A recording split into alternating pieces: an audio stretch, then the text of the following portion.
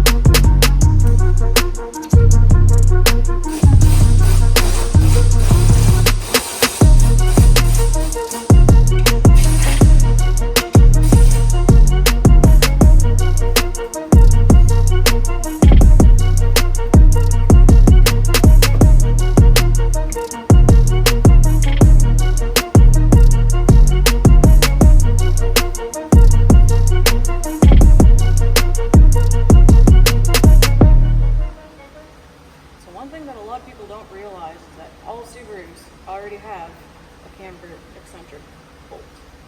So that always goes on the top. And it says in the instructions that notch needs to be up top, and the camber should be fine.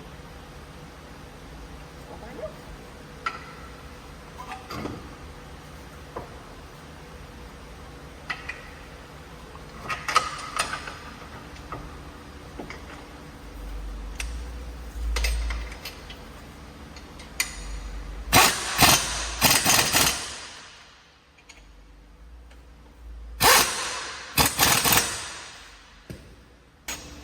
Alright, so you have this extra little strut or spacer for its sway bar link, since it's up a little bit higher. So that's going to completely change where the sway bar link goes. And it's got a little extra washer.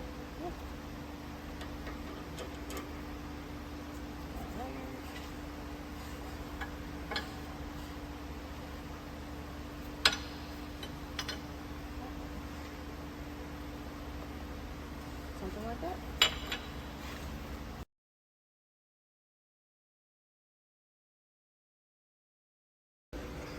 Well, that's one side down. So the way that Ready Lift wants you to do this, they want you to flip the brake line back around. So I'm hoping that I don't get any rubbing issues on the strut. And when they say reinstall using the factory hardware for that sway bar link, they didn't inform you that you're supposed to probably notch out a little bit on the strut, because otherwise you're not going to be able to get a socket on that sway bar link nut.